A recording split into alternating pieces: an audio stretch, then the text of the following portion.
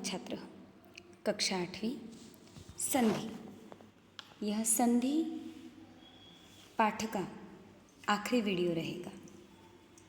हमने अब तक संधि में संधि की परिभाषा, उसके बाद संधि के प्रमुख प्रकार जो 3 हैं, स्वर संधि, व्यंजन संधि और विसर्ग संधि।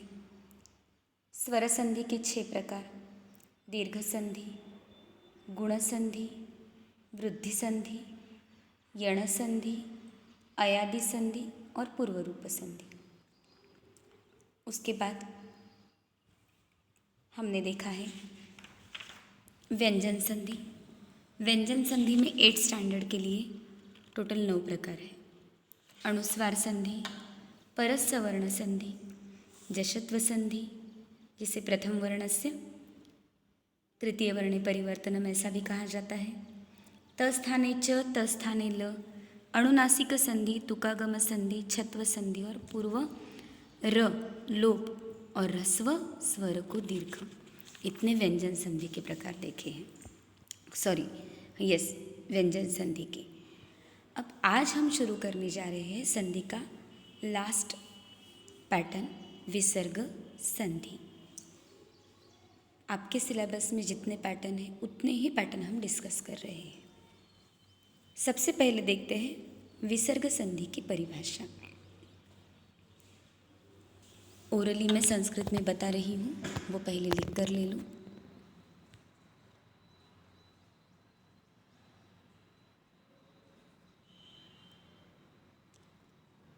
विसर्गस्य मेलनं यदा व्यंजन अथवा स्वरस्य सहितं भवति तदा यत् परिवर्तनं भवति तत् व्यंजनसन्धिः कथ्यते। फिर से एक बार, यदा विसर्गस्य मेलनं व्यंजन अथवा स्वरसहितं भवति तदा यत् परिवर्तनं भवति तत् विसर्गसन्धि कथ्यते। वसुधा टेक्स्ट बुक पेज नंबर 16, इस पर देखो। यहाँ पर विसर्ग संधि की परिभाषा दी है। मैंने जो संस्कृत परिभाषा बताई है वो लिखकर उसके बाद आपको हिंदी परिभाषा लिखनी है। वीडियो रिपीट कर कर भी देख सकते हो। संस्कृत परिभाषा लिखने के लिए 2 बार मैंने परिभाषा बताई है। हिंदी परिभाषा जो आपके टेक्स्ट बुक में है वो बता रही हूँ। जब विसर्ग के व्यंजन या स्वर के मिलने पर उसमें यानी विसर्ग में कोई परिवर्तन होता है तो उसे विसर्ग संधि कहते हैं। फिर से एक बार देख लो। जब विसर्ग के व्यंजन या स्वर से मिलने पर उसमें यानी विसर्ग में कोई परिवर्तन होता है तो उसे यानी उस परिवर्तन को विसर्ग संधि कहते हैं। नीचे दिए गए हैं विसर्ग संधि के नियम यानी एक्चुअली उसके प्रकार है। उसमें से पहला प्रकार देखिए, आपको 8th स्टैंडर्ड में उत्व संधि में 2 नियम आए हैं, 2 सब पॉइंट है। उसके बाद आता है ऋत्व संधि, उसके बाद विसर्गस्य लोपः, इसमें 3 सब पॉइंट आएंगे। और लास्ट जो है वो सत्व संधि, लेकिन आपके टेक्स्ट बुक में सत्व संधि ऐसे नहीं दिया है। वहाँ पर विसर्गस्य स, विसर्गस्य श, विसर्गस्य श ऐसे दिया है। और ये 3 जो पैटर्न है उसे ही कहते हैं सत्व संधि। विसर्ग संधि की संस्कृत परिभाषा, उसके बाद हिंदी परिभाषा लिखनी है। उसके बाद विसर्ग संधि के प्रकार लिखोगे नोटबुक में। और उसके बाद हम स्टार्ट करते हैं उत्व संधि, विसर्ग संधि का पहला प्रकार। यहाँ पर 2 नियम दिए हैं। पहला नियम देखते हैं। यदि विसर्ग से पहले तथा बाद में अ हो तो विसर्ग को ओ हो जाता है। क्या चाहिए? रूल क्या है? विसर्ग के पहले भी अ चाहिए, विसर्ग के बाद में भी अ चाहिए। तो क्या होगा? विसर्ग का ओ हो जाएगा तथा बाद में जो अ आता है, विसर्ग के बाद जो अ आएगा उस अ का अवग्रह हो जाएगा। ऑलरेडी पूर्व रूप संधि में हमने देखा है अवग्रह का साइन ये होता है, अवग्रह हो जाता है। जैसे कि देखो यहाँ पर अ अधिक विसर्ग यानी अ के बाद विसर्ग आया है और विसर्ग के बाद भी अ है, तो पहला अ जो है उसका ओ हो जाएगा और दूसरा अ जो है उसका अवग्रह हो जाएगा। अवग्रह यानी 3 मात्रा उच्चारण। जैसे कि देवः, विसर्ग के पहले अ है, व अधिक अ अधिक विसर्ग। अस्मि, अस्मि में भी शुरुआत अ से है, तो ये पहले वाले विसर्ग का ओ होना है तो देवो बन जाएगा।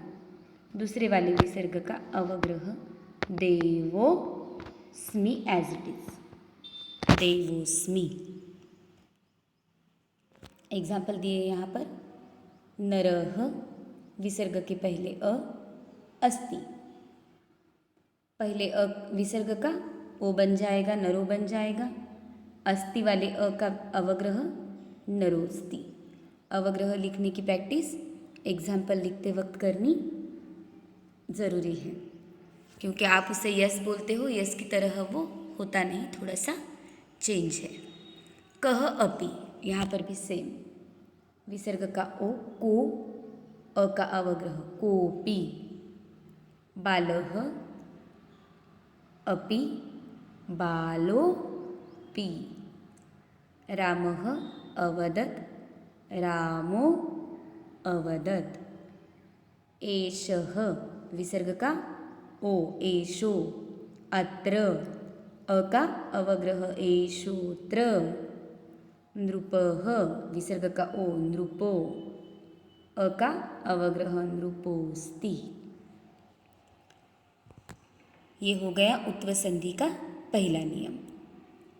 विसर्ग से पहले भी अ चाहिए, विसर्ग के बाद में भी अ चाहिए। तो विसर्ग का ओ होगा, विसर्ग के बाद वाले अ का अवग्रह होगा। नेक्स्ट देखो इसमें रूल क्या है। यदि विसर्ग के पहले अ हो, ये एज इट इज रहेगा, तथा बाद में क्या चाहिए?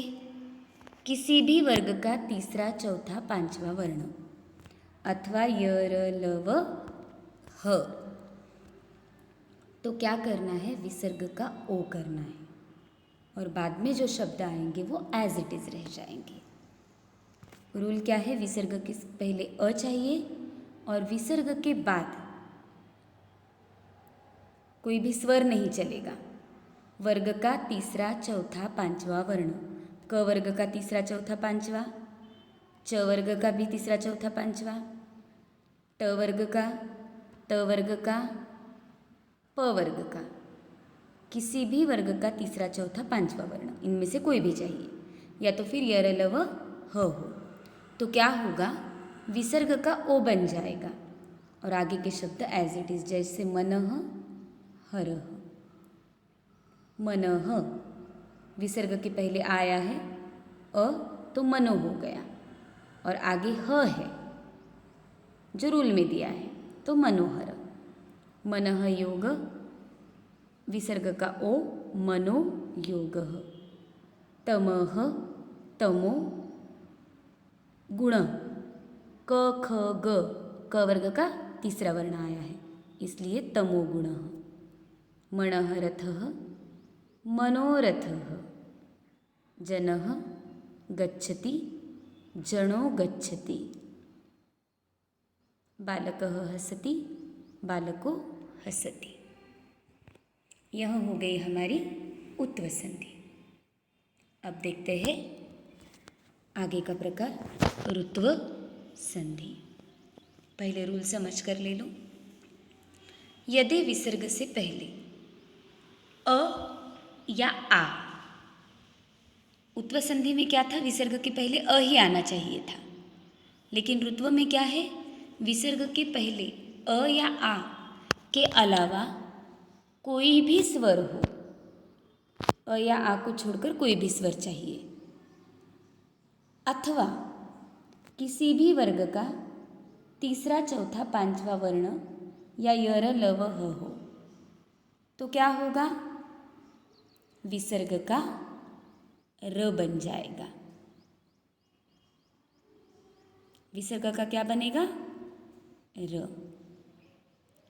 यदि विसर्ग से पहले अ या आ के अलावा अन्य कोई भी स्वर हो, पहले क्या चाहिए, अ या आ के अलावा, उनको छोड़कर, और बाद में क्या चाहिए, कोई भी स्वर या वर्ग का तीसरा चौथा पांचवा वर्ण या यर लव ह, यानी सिर्फ वर्ग का पहला दूसरा वर्ण छोड़कर, कुछ भी हो सकता है, तो क्या होगा, विसर्ग का र बन जाएगा। और ये र जो है वो कंप्लीट र नहीं है, हलंत है, तो इसलिए इसका रफार हो जाता है। एग्जाम्पल देखते हैं, दूहू, विसर्ग से पहले क्या आया है, यहाँ पर ऊ आया है, तो हमारे रूल में बैठता है, और बाद में आ यानी स्वर आया है, तो क्या होगा, दूहू विसर्ग का र बन जाएगा, तो दुर बनाइए, दुर, और बाद में आचार, तो शब्द बन गया दुराचारः। नेक्स्ट भी सेम है, दूहू, विसर्ग से पहले ऊ है और बाद में भी स्वर आया है, तो दुर उपयोगः, दुरुपयोगः। धनुः, धरः, धनुः, विसर्ग से पहले ऊ है, बाद में ध है, ध यानी त थ द ध, त थ द ध, त वर्ग का चौथा वर्ण रूल में बैठ रहा है, तो धनुर अधिक धर, तो इस र का यहाँ पर हो गया रफा। यहाँ पर हमने जो वर्णमाला लेसन पढ़ा है वो भी प्रयुक्त हो रहा है। देखो, धनुर्धरः, निहिबलः, विसर्ग से पहले आया है यहाँ पर ई और बाद में ब, प फ ब भ, प फ ब, प वर्ग का तीसरा वर्ण, तो निर अधिक बल, निर्बल। दुहु अधिक लभ, विसर्ग से पहले ऊ है, विसर्ग के बाद ल, यर लव में से कोई भी एक, तो दुर्लभः। आयुः, विसर्ग से पहले ऊ, बाद में व, आयुर्वेदः, आयुर्वेदः। ये हो गई हमारी ऋत्व संधि, इसे ही रत्व संधि भी कहा जाता है। नेक्स्ट देखते हैं, विसर्ग का लोप संधि। विसर्ग के लोप में भी 3 नियम आते हैं। सबसे पहला नियम बहुत इजी है। क्या बताया गया है, देखो, ये सब देखना है, समझना है, लिखना है। समझ में नहीं आया तो वीडियो रिपीट कर कर सुनो। जैसे मैंने पहले भी बोला है, संधि लेसन ध्यान में आ गया, संधि, वर्णमाला, कारक, उपपद, शब्दरूप, धातुरूप, सर्वनाम, इतना अगर ध्यान में आता है तो संस्कृत लैंग्वेज हमारी परफेक्ट हो सकती है। देख लो, पहला नियम विसर्ग के लोप का। लोप होना यानी क्या होता है, वो वर्ड गायब हो जाना, निकल जाना, यह लोप का अर्थ है। पहला नियम देखो, यदि सह तथा एषः के बाद अ के अलावा कोई भी अन्य स्वर अथवा व्यंजन हो, सिर्फ क्या नहीं चाहिए, अ नहीं चाहिए, एषः या सह के बाद अ को छोड़कर कुछ भी अगर आ जाए तो क्या होता है, सह और एषः के विसर्ग का लोप हो जाता है, यानी वो विसर्ग चला जाता है। जैसे देखो यहाँ पर, एषः पठति, एषः के बाद प आया है, अ को छोड़कर कुछ भी चलता है हमें, तो एष वाले विसर्ग का लोप हो जाएगा, एष पठति। यहाँ करना सिर्फ इतना है, विसर्ग निकालकर ये दो वर्ड जो होते हैं उनमें गैप देकर लिखना होता है। सह एति, सह के बाद अ को छोड़कर दूसरा कोई भी स्वर या व्यंजन तो ए आया है, तो स एति। एषः वदति, एष वदति। सह गच्छति, स गच्छति। विसर्ग के लोप में एकदम इजी प्रकार है यह। नेक्स्ट देखते हैं सेकंड वन, विसर्ग से लोप में। समझ कर ले लो। यदि विसर्ग से पहले अ हो तथा बाद में अ के अलावा कोई भी स्वर हो, क्या चाहिए? विसर्ग से पहले अ और बाद में स्वर ही होगा लेकिन अ को छोड़कर। आ, ई, ए, ओ, रू कुछ भी चलता है, सिर्फ अ नहीं चाहिए। तो उस कंडीशन में भी विसर्ग का लोप हो जाएगा। जैसे देखो यहाँ पर अतः, विसर्ग से पहले क्या आया है यहाँ पर? अ अधिक त अधिक अ अधिक विसर्ग। तो विसर्ग से पहले अ है, बाद में अ को छोड़कर दूसरा स्वर ए आया है, तो विसर्ग का लोप कर देंगे। यहाँ बन गया अतएव। यहाँ पर भी दो शब्द एज इट इज लिखने हैं, दोनों में गैप चाहिए। बालः आगत, विसर्ग से पहले अ आया है, आपको लग रहा होगा ल, लेकिन ल कंप्लीट कब जब होता है? जब ल के साथ अ या कोई भी स्वर हो। तो यहाँ पर ल अधिक अ अधिक विसर्ग है और बाद में अ को छोड़कर आ आया है, तो बाल आगतः। नृपः इच्छति, प अधिक अ अधिक विसर्ग और बाद में अ को छोड़कर स्वर ई आया है, तो नृप इच्छति। रामः, विसर्ग से पहले अ है, बाद में आ है, तो राम आयाति। ये हो गया विसर्ग से लोप का दूसरा प्रकार। अब देखते हैं थर्ड रूल विसर्ग से लोप का। यदि विसर्ग से पहले आ हो, क्या चाहिए? विसर्ग से पहले आ तथा उसके बाद कोई भी स्वर या वर्ग का तीसरा, चौथा, पांचवा वर्ण अथवा य, र, ल, व तथा ह हो, तो विसर्ग का लोप होता है। रूल ध्यान में आ गया? यहाँ विसर्ग से पहले आ चाहिए और बाद में कोई भी स्वर या फिर वर्ग का तीसरा, चौथा, पांचवा वर्ण या य, र, ल, व, ह हो, तो विसर्ग का लोप हो जाता है, यानी विसर्ग स्किप कर दिया जाता है। जैसे देखो देवाहा, देवाहा विसर्ग से पहले आ आया है और बाद में ज, च, छ, ज, च वर्ग का तीसरा वर्ण, तो विसर्ग का लोप हो गया। दोनों वर्ड एज इट इज लिखनी है विसर्ग निकालकर, सिर्फ दोनों में गैप चाहिए। बालिकाहा, विसर्ग से पहले आ है, बाद में भी आ है, क्योंकि रूल है विसर्ग के पहले अ चाहिए, विसर्ग के बाद में आ चाहिए, विसर्ग के बाद में कोई भी स्वर चलता है, तो विसर्ग का लोप होगा बालिका आगच्छति। सिर्फ दो शब्दों में गैप देना जरूरी है। जनाः नमन्ति, विसर्ग के पहले आ है, विसर्ग के बाद न, त वर्ग का पांचवा वर्ण है, तो जना नमन्ति। सिंहाः, विसर्ग के पहले आ, बाद में ग, क वर्ग का तीसरा वर्ण, सिंहा गर्जन्ति। यह हो गया विसर्गस्य लोपः। अब लास्ट संधि पैटर्न आपके वसुधा टेक्स्ट बुक पेज नंबर 17 पर स वर्ग को संधि, श वर्गों को संधि, श वर्गों को संधि ऐसे दिया है, जिसका नाम आता है सत्व संधि। सत्व संधि में 3 पैटर्न आते हैं, यानी 3 रूल होते हैं, वो देखते हैं हम। समझ लो। स विसर्ग को संधि, विसर्ग के प्लेस पर स हो जाता है इसमें। कैसे समझ लो?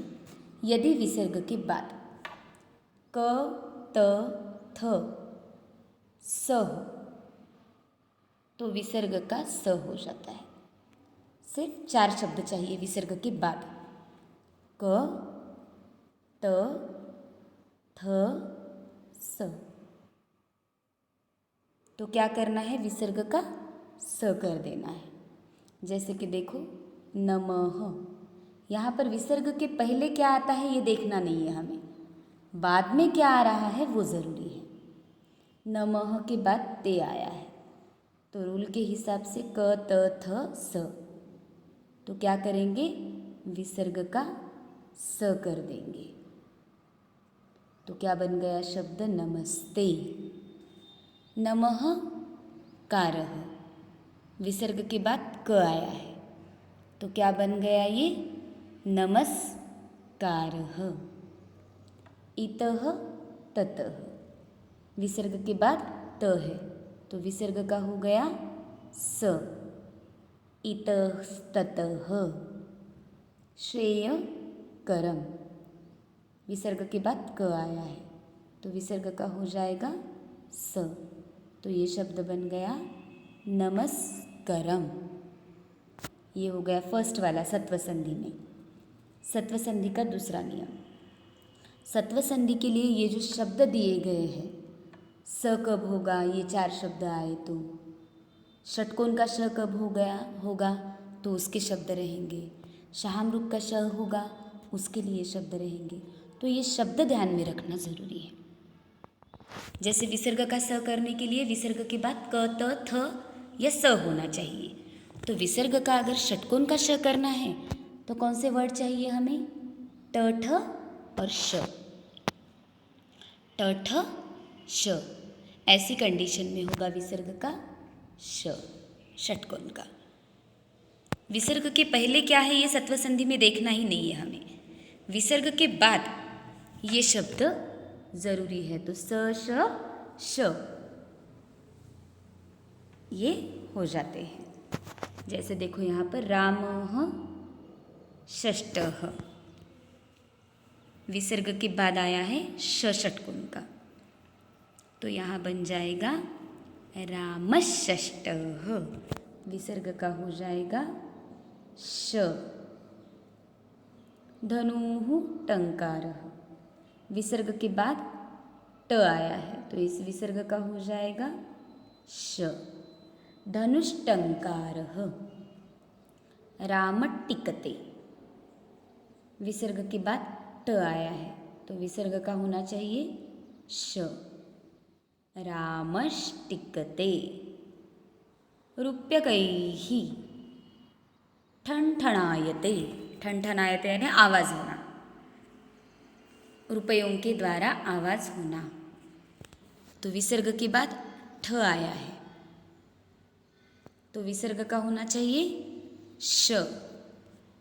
रूप्यकैष्ठनठनायते, पैसों के द्वारा आवाज़। यह हो गई सत्व संधि का दूसरा रूल, श विसर्ग के स्थान पर श। अब सत्व संधि में लास्ट पैटर्न है, शाहमृग का श कब होता है। विसर्ग के बाद च छ या श हो, क्या होना चाहिए, च छ या श, तो विसर्ग का श हो जाता है। टेक्स्ट बुक में देखो एक बार, विसर्ग के बाद अगर क त थ या स हो तो विसर्ग का स होता है, विसर्ग के बाद ट ठ या श हो तो विसर्ग का श षटकोण का हो जाता है, विसर्ग के बाद च छ या श हो शाहमृग का तो विसर्ग का श हो जाता है।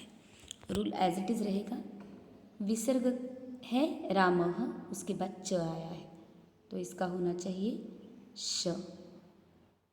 हलंत है इसलिए आधा, उसके बाद च एज इट इज़ रख जाएगा, रामश्च। प्रायः चितः, विसर्ग के बाद च आया है तो इसका श होगा, प्रायश्चितः। निश्चल, नि ही अधिक चलः, नि के बाद विसर्ग आया है उसके बाद च है तो विसर्ग का बन जाएगा श। निश्चलः। मृगाः चरन्ति, विसर्ग के बाद च आने की वजह से विसर्ग का श होगा, मृगाश्चरन्ति। अगर कोई विसर्ग संधि का पैटर्न समझ में नहीं आया तो वीडियो रिपीट कर देख लो, तो सारे शब्द ध्यान में आ जाएंगे, सारे के सारे रूल ध्यान में आ जाएंगे। अब नेक्स्ट देखते हैं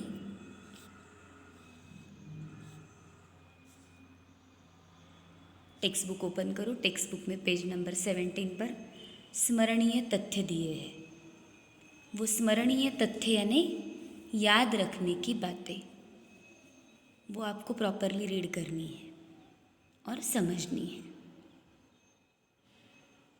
और इस लेसन पर डिपेंडेंट जो अभ्यास प्रश्न दिए हैं पेज नंबर 17 से लेकर यह अभ्यास प्रश्न 19 तक है, तो ये अभ्यास प्रश्न आपको टेक्स्ट बुक में सॉल्व करने हैं।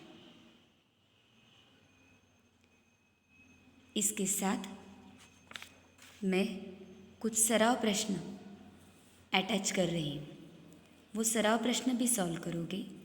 और जो स्टूडेंट रेगुलर सबमिशन नहीं कर रहे हैं वो ये सारी बातें एक साथ नोट्स के साथ सबमिट करोगे। वसुधा टेक्स्ट बुक पेज नंबर 19 पर रचनात्मक कार्य दिया है, वो भी मुझे आपकी नोटबुक में चाहिए। स्वपंचानां मित्राणां नामानि लिखित्वा तेषां संधि विच्छेदं कुरुत। खुद के 5 दोस्तों के नाम लिखकर उनके संधि विच्छेद करने हैं, सिर्फ 5। यहाँ पर हमारा संधि लेसन समाप्त होता है। मिलते हैं अगली तासिका में। धन्यवाद।